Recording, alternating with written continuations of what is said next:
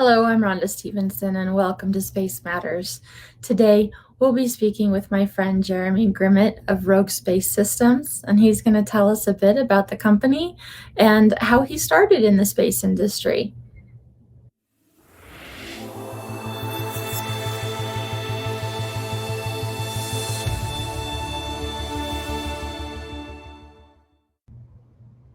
Hello, I'm Rhonda Stevenson, and I'm here with Jeromy Grimmett of Rogue Space.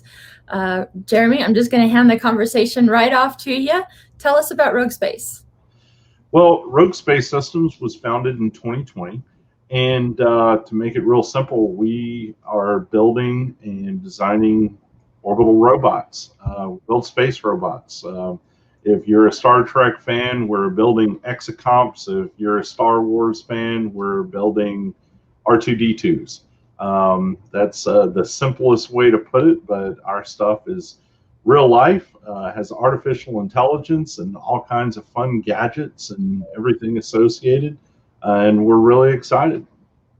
Fantastic. So, from what I understand, you have a couple of different kinds of robots. Can you tell us about them? Yeah, so we have a LARA, which is observation and inspection, close proximity operations. Well, all of our robots are designed for close proximity operations, but LARA specifically is for observation and inspection. We have a Fred, and he is with heavy robotics in the transport. He can move, change inclinations, altitudes pretty easily, and he's got a tremendous amount of delta V. He uses electric propulsion. Then we have a Bob.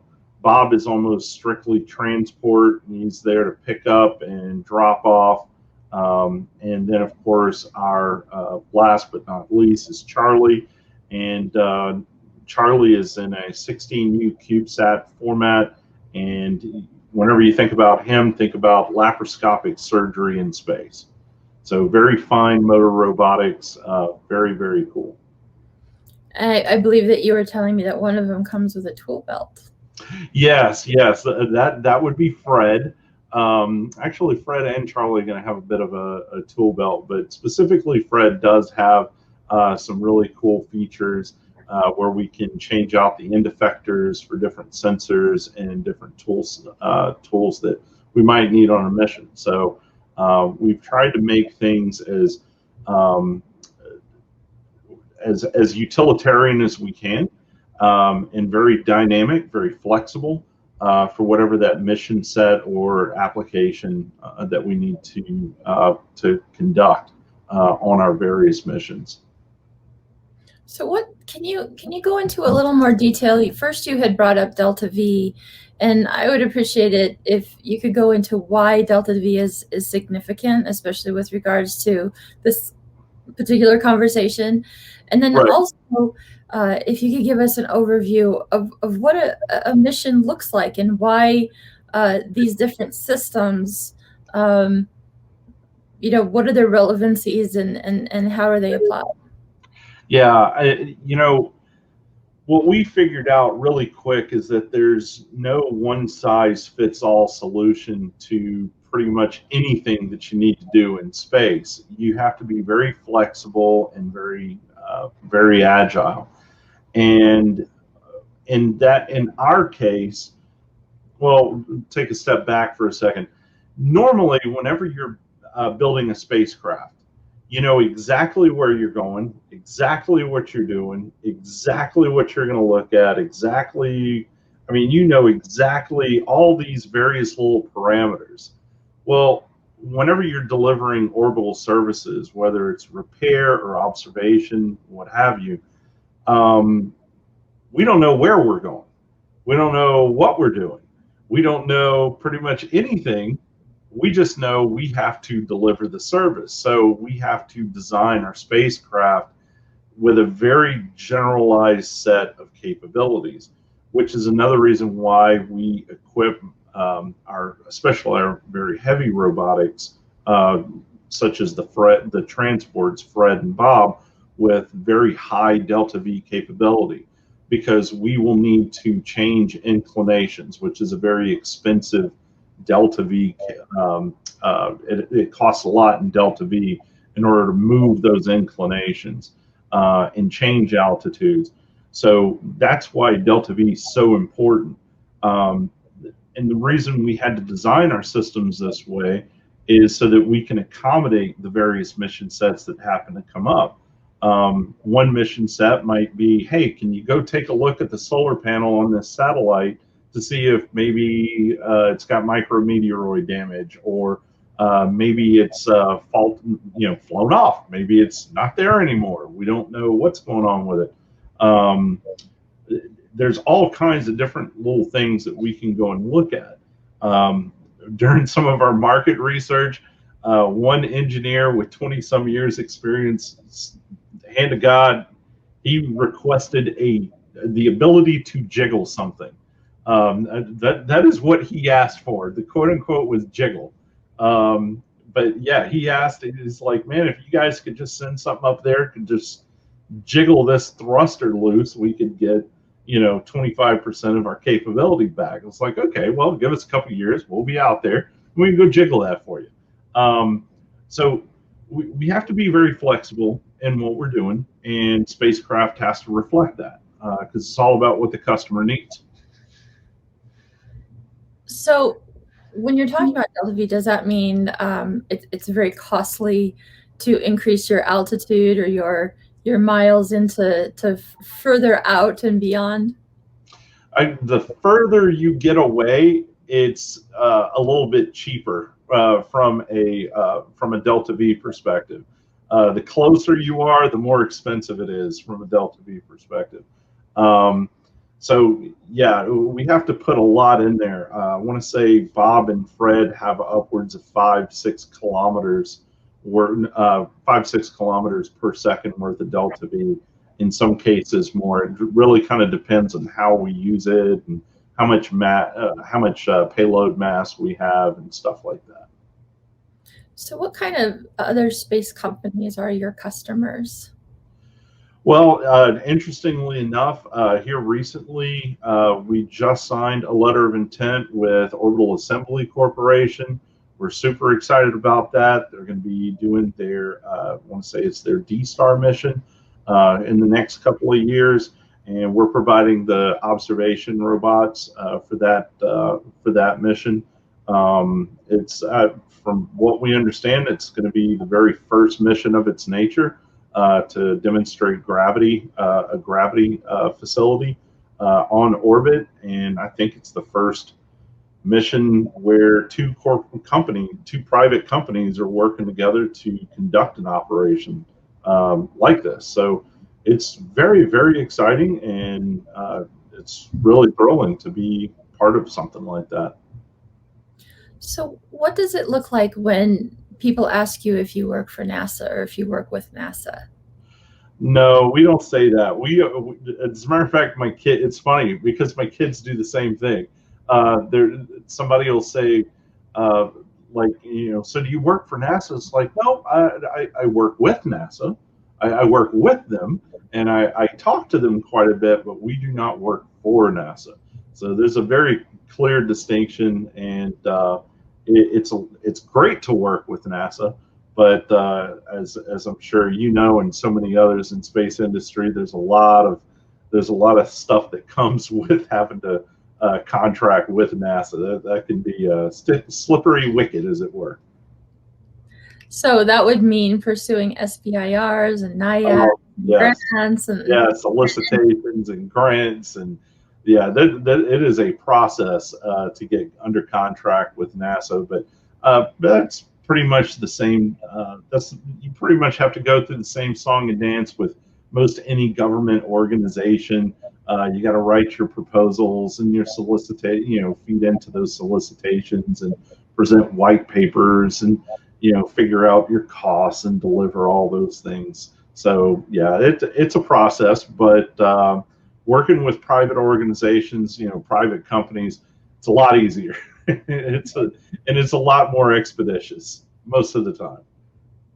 So I would think that it would be a fair assumption that with a company like this, you're either working for NASA or you're a government contractor or you're working for the military.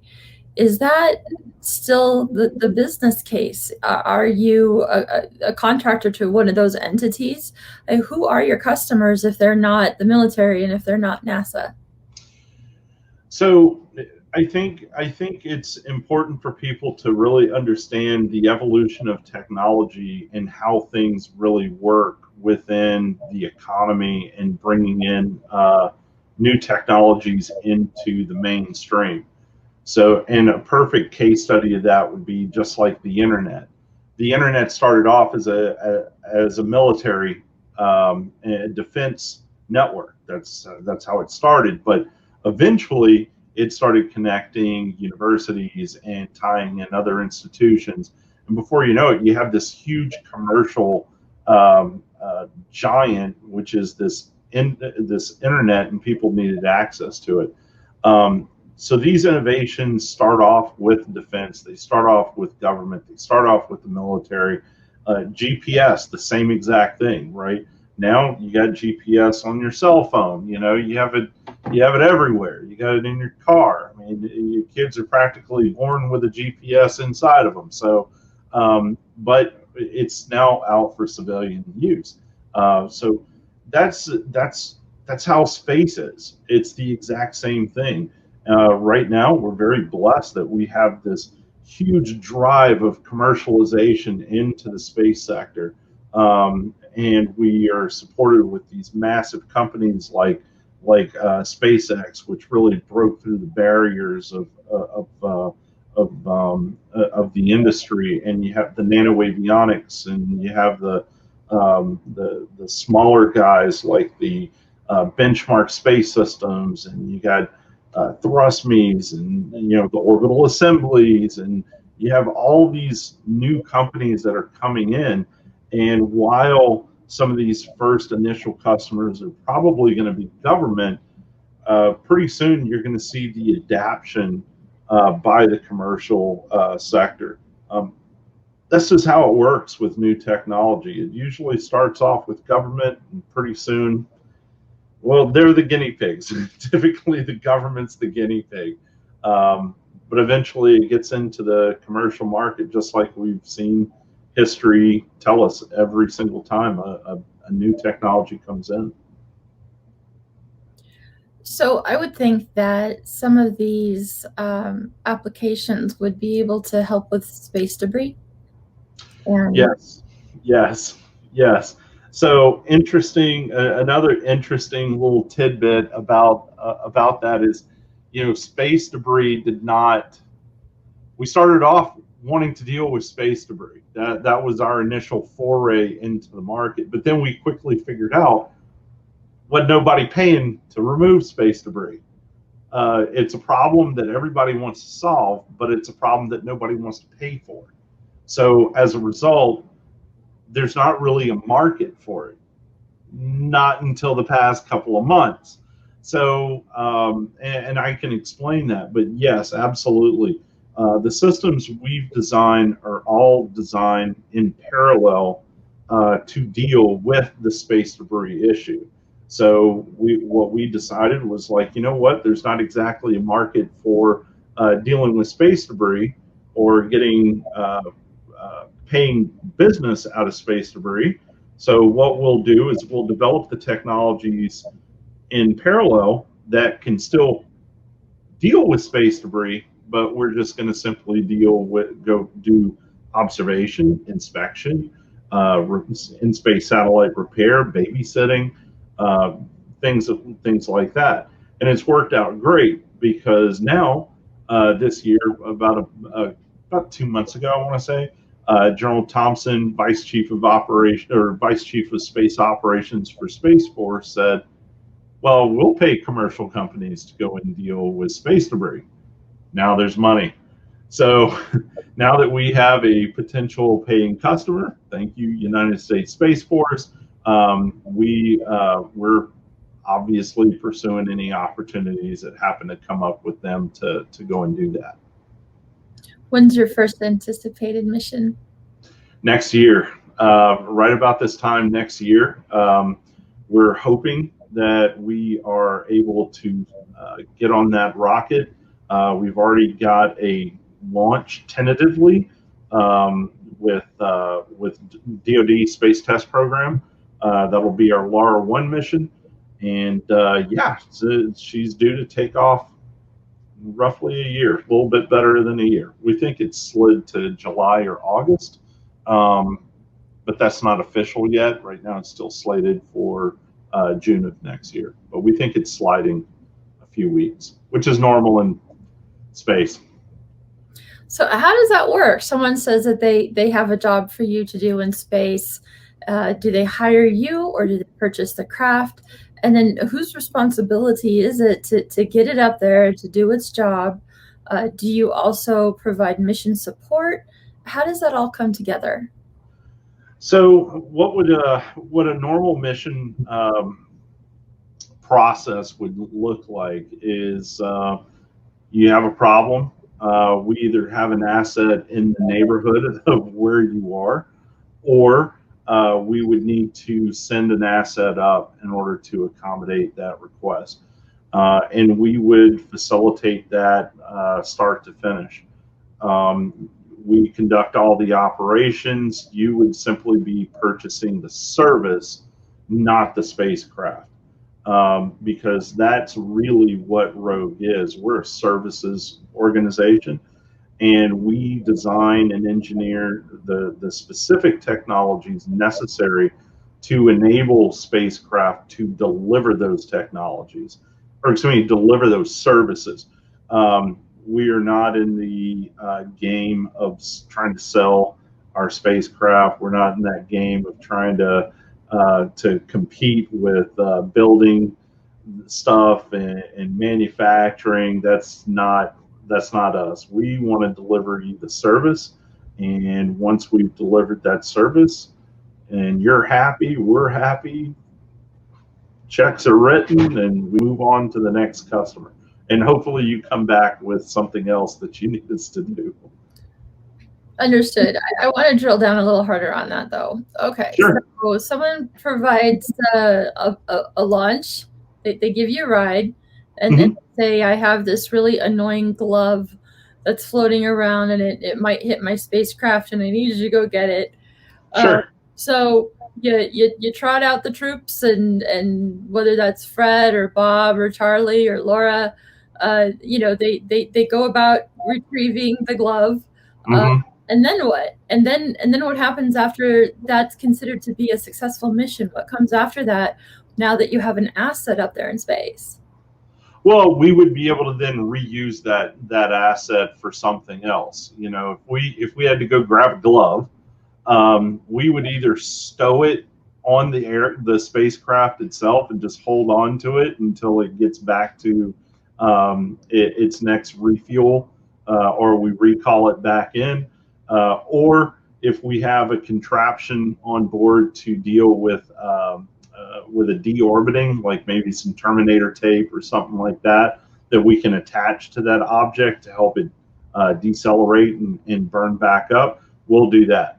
But the goal is that as we put more assets in space, we've propagated enough where we would be able to respond relatively quickly to different requests throughout the various orbits, both in LEO and GEO. GEO is really our ultimate target as far as a market is concerned. But because of the heavy interest in active debris removal in LEO and some of the data analysis that we've done, we think that LEO is going to be a lot busier than what we were really anticipating, which is okay. It's great. We have the Delta V. We got the capability. If the phone rings, we'll be there to try and help out. So do you have a lot of upcoming missions in the pipeline, or how are you getting the word out? The word is basically getting out through good old-fashioned cold calls and doing media like this, and putting out our press releases and essentially preparing the market for the offerings and services that we're making available. This is a completely new set of services that have never existed before. No one's had these capabilities in the market, period. They don't exist. So trying to educate people and get our demonstration missions up in space. These are all key things that we're trying to get accomplished, and that way we can make it more widely available and help inform and educate the market, which I think is going to ultimately pay a huge amount of dividends, not just for us, but for the space industry as a whole. Sure. So with that, I think that we're going on the assumption that everyone understands what the difference is between a regular satellite, a CubeSat, and some of the implements that you have that have new and transformational capabilities. Can you speak on that for just a little bit to kind of explain the difference and what is unique about Rogue Space Systems? Well, you have normal, so like it's like I alluded to before, right? A satellite, normally whenever you're putting a satellite up there, it's in one spot, one orbit, one inclination. It stays there. It looks at a specific location. It's very stable. It's not very flexible. It's not dynamic. It's right there, and it doesn't really do much of anything else except for look at or transmit whatever it is that it's supposed to be doing. Ours are mobile. So ours are actually traveling around. We go to different places. We start off in orbit A, and we fly around object B, and we end up in orbit C or whatever. So we're changing that inclination. We're changing that altitude. We're intercepting our customers' assets in order to perform an operation. Satellites don't do that. You typically do that stuff with like a launch vehicle. A rocket will take off from the Earth and it'll intercept with the space station, the ISS, and we'll connect there. They'll rendezvous, they'll dock, they'll transfer, and then they'll take the Dragon or the Soyuz or what have you, and then go back to Earth.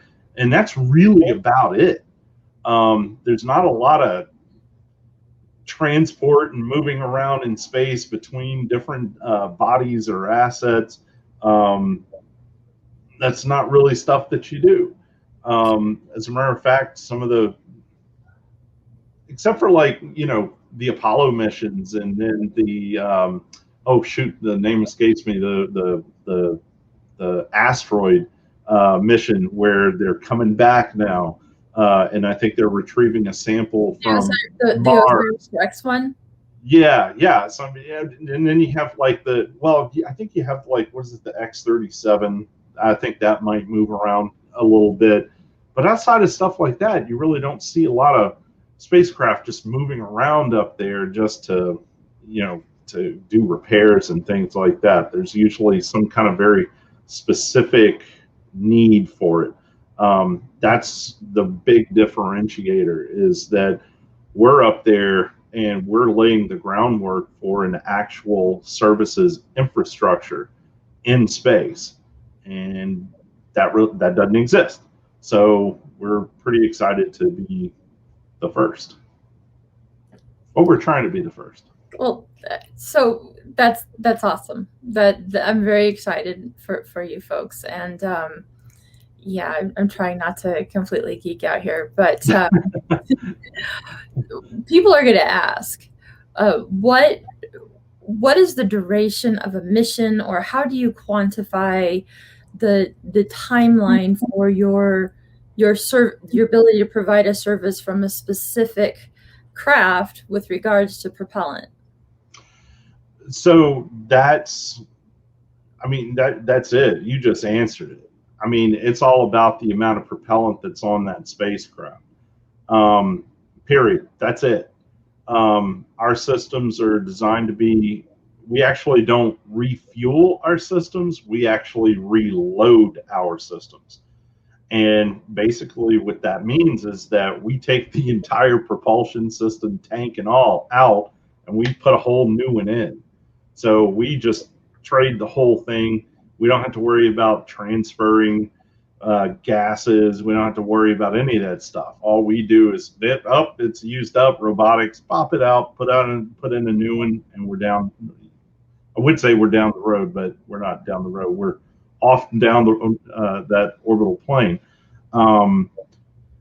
So that's what determines the lifetime of our spacecraft. If we're eating up all the delta V on a mission for a customer, then the customer is, we are being compensated for that. There has to be an ROI for that. If we're not, then obviously we're operating at a loss, and that's not good for investors or anyone else.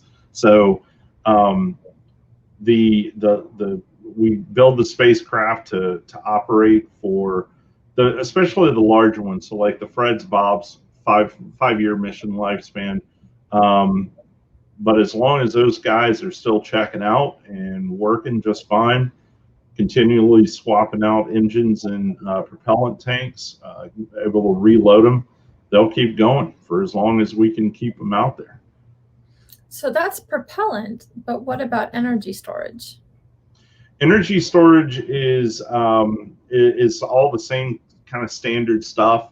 We do have a couple of other little tricks that we're using. I can't really go into too much of it, but we've got a couple of very interesting gadgets that we are looking at to provide some more long-term energy capabilities. But we're using stuff just like everybody else, solar panels, some really cool retractable solar panels, 2-axis, and sweep them back. They look really cool. And then we've got some solid battery power storage, and I think the engineers were talking about some capacitor banks in certain situations, especially on the smaller spacecraft. So I don't know if this is a true statement or not. So would you say that your competitive advantage is that you can run a mission for a very extended length of time and service more than one client from one craft? I would think that there would be a reduction in cost to that, and then just the longevity of those services. Is that correct? To a certain degree, yes, but it all depends on the requirements of the mission. Because what we really care about for us is the amount of delta V in the tank. The power really doesn't matter too much because, we're always recharging. And we're running, it depends on the spacecraft, but power really doesn't matter too much to us because we kind of overbuild on the power side, and we definitely overbuild on the propulsion side where we can, because obviously you have volume constrictions. We really don't care too much about mass too terribly much, specifically when you're talking about launching. We don't really care about mass because we want our asset up, and to us, mass equals money. So we're as in profit, because the more mass as far as propellant that we can put in, the more we can do with it, the more money we can make. So what we really do care about is how much delta V we can cram into those guys, and how many and what the requirements of the mission are. Obviously, if we are doing a geo delivery mission, that's going to eat up a pretty good amount of delta V. So by the time we get back, it's probably going to be time to go ahead and reload the fuel cartridges. If we're just simply puttering around inside of LEO, making a few degrees inclination change, we probably do that 5, 6, 8 times before we even got to do anything with it. it's highly circumstantial. It really depends on the mission set. So I have to know what was Rogue Space path to the industry? How did Rogue Space begin? What's some of the background? So it really started off based on a research paper at school, where I think in 2017 I came across this. I came across this quote doing research for a paper at school that said it was either 2017 or 18 that the U.S. government tracked what it believed to be upwards of 300,000 potential debris strikes in space. And that kind of blew me away. It's like, hang on a minute, are you telling me that there were 300,000 instances of our satellites or various assets getting hit by space debris? Surely someone is solving this problem. And after a good bit of research, there were a few people here and there that were talking about it, and they were offering various different solutions, but it didn't really seem like it had a lot of traction, and it didn't really seem as though people were really doing something about it yet. So I was like, you know what, that sounds like an opportunity. And between that paper, a few extra classes, and then an invitation to the MIT Space Conference, that was it. I walked into the conference, understood what it really took to get into the industry, what investors were looking for. I learned a lot more about what the market needed. And from there, that was it. I walked out, called my partner, told him I was starting a space company, and here we are. That was it. That's literally the story. About 8 hours. So in 2017, Rogue Space did not exist. No, it didn't. In 2008, you had an idea. Yes, that's about right. Yeah, that's correct. And so in a fairly short amount of time, you've gone from not being in a space-related industry to owning a space company. Mm-hmm. That's pretty impressive, Jeromy. Well, thank you. I appreciate that. Yeah. What would you say to other people out there who are dipping their toe in the space waters and are looking at making that leap and looking at starting to participate in the space ecosystem? What would you say to them? It's kind of cliche to just go ahead and simply say, hey, jump on in, the water's fine. This is not an easy proposition. It's not easy just to simply up and decide, hey, I'm just going to go start a space company. It sounds like it's easy, but it's really not. What I'll tell you is this. What I learned, I was taking this class under Frank White, and we had to go through, I'm sorry? I know Frank really well. You know Frank? I love Frank White. Frank's a good friend. Professor White's amazing. I learned a very valuable lesson by taking his class, and we had to read Space Barons, and we had to go through these different scenarios of different space companies. And one day he asked the question, and I promise it all ties together. One day he asked the question, what's the difference between Elon Musk and Jeff Bezos and us? What separates us from them? Why are they different from us? I wrote a paper on that one. You did? Okay, I want to know what your answer was. I know you're interviewing me, but I want to know what your answer was. Right now or later? Right now. Why don't you tell me what did you say the difference was? I'm not sure that there's a lot of difference. I don't think that there's anything within a person's capability to find themselves in the same situation. I'm going to single out Elon Musk. Mm-hmm. I have a little more background and think space with regards to that argument. Mhm. But what makes Elon Musk so effective, in my opinion, with regards to space industry development is he identified clearly several problems that needed to be solved. And very simply, he took ownership of them. Uh, Mhm. yes, he put his own money up. Yes, he definitely had his trial by fire. Uh, Yeah. yes, he did luck out with some NASA funding there towards the end when it was really becoming Yeah, and he needed it too. the 11th hour.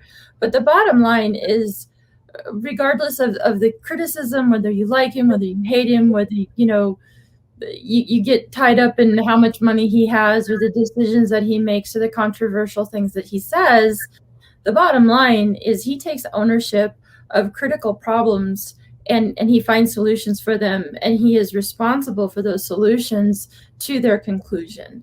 And Right.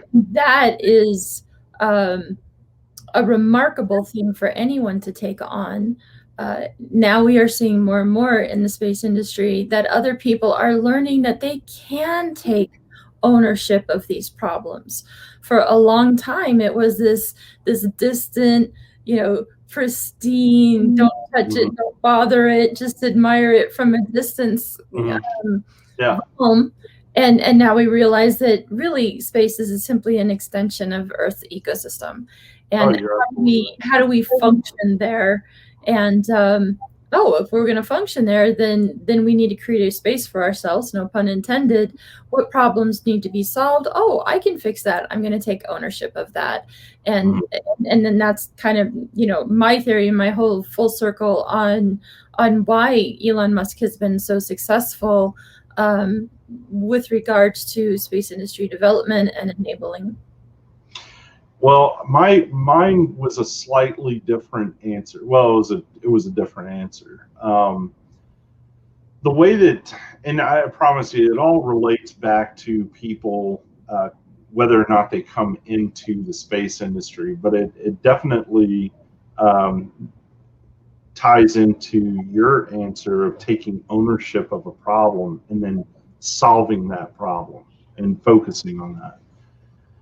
The question, the way that I answered the question, what the difference between Musk and Bezos and the rest of us was your first knee-jerk reaction is, well, they got billions of dollars. That's the difference. But the real difference is not the money, but what the money represents and what it affords them. You Yes. see, it affords them the ability to think about very difficult, big problems like, if something really bad happens to humanity, what should we do? Where Okay, are we gonna go? I don't know about you, but I got 5 kids. Okay, 2 in college, 1 on the way into college. I got payments to make. I got to pay for my car. I got to make sure dinner's on the stove. Elon and Bezos, they ain't got them problems. they got people to take care of that. And they have that ability because they have the money to. They ain't got to worry about that stuff. And therein lies the freedom that money affords them, the freedom to think. So the way that I made my decision is I said, why can't I think that way even though I don't have that money?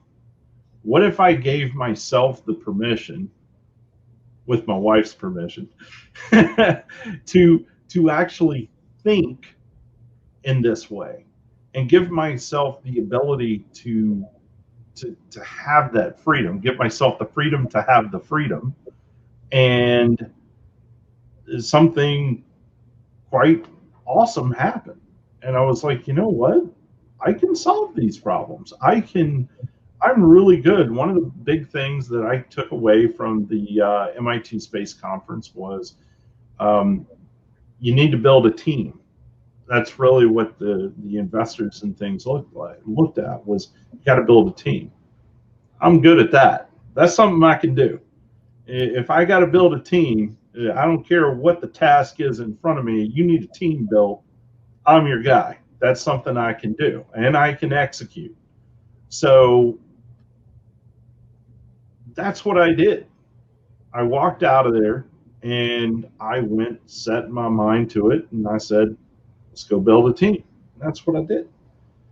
So people that are looking to come into the industry, I would ask you to take a little bit of Rhonda's advice. Find a problem, take ownership of that problem, and then develop a solution for that problem and stay focused on solving that problem. That's very key because there's a lot of shiny objects out there. A lot of shiny. Yes. There's a lot of shiny. It's space. It's space, man. And I mean, there's a lot of really cool, neat things to do in space, especially for visionaries. Okay. And people like myself, it's not to say that I am a visionary. I don't see that. It's more of a technical term because of a management platform we actually use called Entrepreneurial Operating System, and the role within within the Rogue organization is that of visionary. So that's my role within the organization. So it's very easy for people like myself to get distracted with these bright, shiny objects and these cool, neat little ideas. And before you know it, you can divert the company and get unfocused. So stay focused and give yourself the permission, with your wife or husband's permission, to have that freedom to go and think about these really difficult problems and develop these solutions.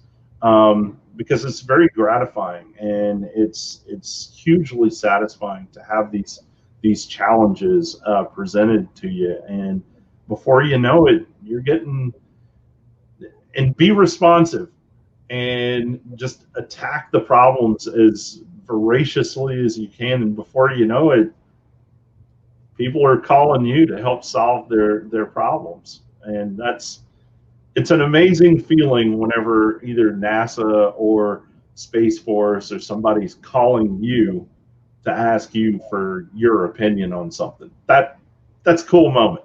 That is a cool moment. I think that it's the I don't want to say demystifying, because I don't want to trivialize anyone's struggle. We've all done our fair share of slamming ourselves against the rocks to find a place for ourselves here. Mm-hmm. But having said, I think that there's this assumption for folks who are interested in space and people who are looking to change careers and want to gravitate, no pun intended, to space industry efforts. I think there's this general assumption that we've thought of it all and we've figured it all out. And it's like, no, there's so much that hasn't been considered. There is room for everyone right now. And I'm not sure if you see this, but I see a tremendous demand, a tremendous need by necessity coming very soon. Mm-hmm. Once these enabling technologies find their place on orbit and beyond, that's just going to be a whole other iteration of problem solving and solution oriented efforts. So I'm not sure if that lands for you or not, but it absolutely does. I did a little career fair at one of the local high schools, and the kids were coming. They have tech school there, and they do automotive repair and plumbing and different trades and things like that. And this group of kids came through, and they were in the plumbing program, and they were like, space is like, well, not really into space. I don't think they need plumbers. I was like, buddy, space needs plumbers. Yeah. Okay. You ever seen the piping that goes inside them Raptor engines over there in SpaceX? We need plumbers. We need pipe fitters. We need, space stations are going to have some clogged toilets. All right. I mean, it's going to happen. We need all of these skills. Space needs cooks. Space needs janitors. Even if you're just sweeping up the hallway at, some big space company, We need those things. Guess what? You're in the space industry. Okay. We need nurses. We need doctors. We need lawyers. We need business development people. We need accountants. We need bookkeepers. We need every single job role that exists in the entire world. We need it in space. We need it either in space or involved with it here on the ground on Earth. So I try to help anytime I have. And another big thing is people think that you have to be an engineer to be involved in space. It's Thank like, you. no, Yes. you don't need to be an engineer just to be in space. Or a pilot. You have to be an or a pilot, right? Or both. Or both. Yeah. It's no, you don't need to do all that stuff, right? It's okay if you are. It's great if you are, but it's it's fantastic. Do your thing. I mean, if that, hey, buddy, if strapping yourself down to a vehicle put together by the lowest bidder with about 500,000 moving parts inside of it is your thing, get after it. Personally, I'm sending my Orbots up. Not only that, but I don't think there's enough lift in even the Starship to get me up there. So I'm a big guy.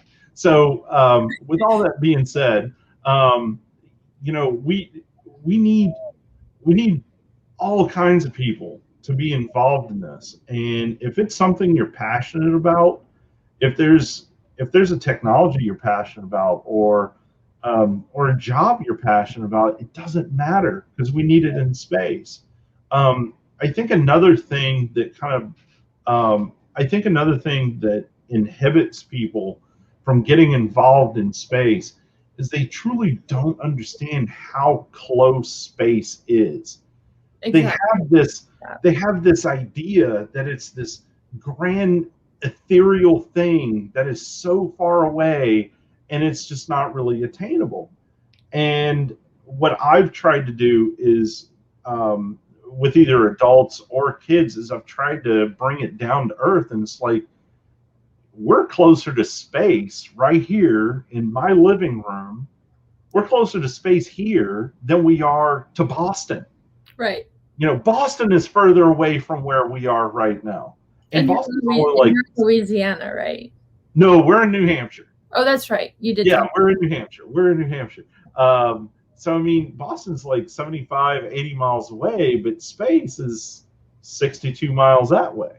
So helping people understand how close space is, it helps change that mindset. It helps flip that switch from something that is just absolutely unattainable to being like, you mean it's right there? It's really not that far away. Now it becomes attainable. Now it's something that they can really embrace and understand and wrap their minds around. It's like, wow, okay, this is something I get. I really understand that it's really very close. It's closer to me than what I ever really imagined it was, because they're used to seeing the pictures like in your background where you've got, hundreds and thousands of light years away, where they're looking at these huge noble gas clouds and distant galaxies and stuff. Well, it's just right there. It's about 62 miles that way. Just go straight. Well, technically you would kind of do this and do an escape velocity and all that other fun stuff, but it's right there. So I think once a lot of people understand that, it comes into their realm of being attainable. And I think that more than anything is very rewarding, at least for me, to help somebody really understand and see that. Because I didn't know that till a few years ago. I didn't really understand that. I was a space nerd growing up, but I didn't understand that it was so close. I really did think it was a lot further away than what it actually is. Sure. No, you're absolutely right. So some final thoughts, and I'm curious to know, what would you tell your younger 7-year ago self, knowing what you know today? Oh, knowing what I know today? buy Apple stock. Um, uh, Space related, Jeromy. Space related. Okay, space related. Buy Bitcoin. No. Stop what you're doing. Pull your head out of your rear end and get to work on space.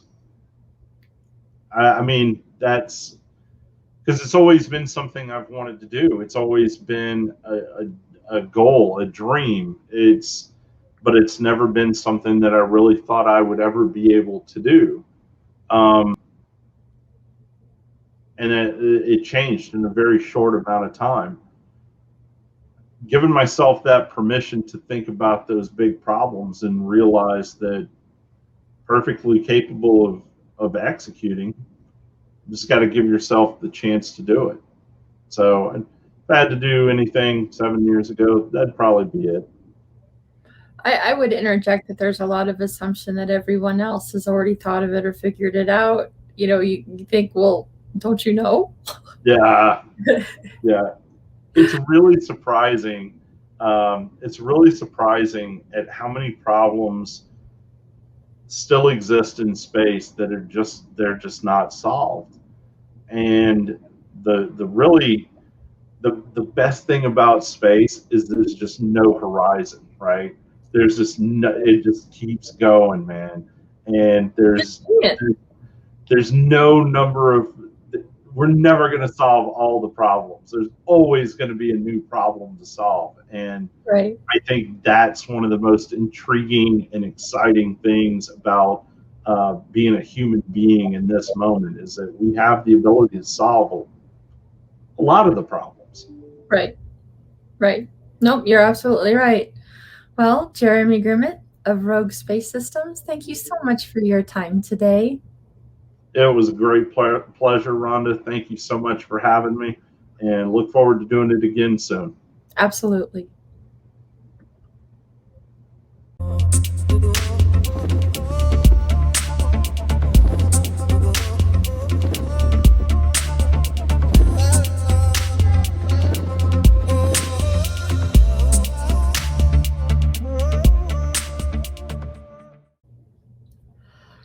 Thank you, Jeromy. That was a great conversation. I really appreciate your time today.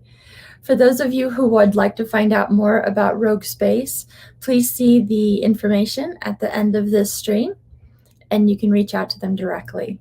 Bye for now.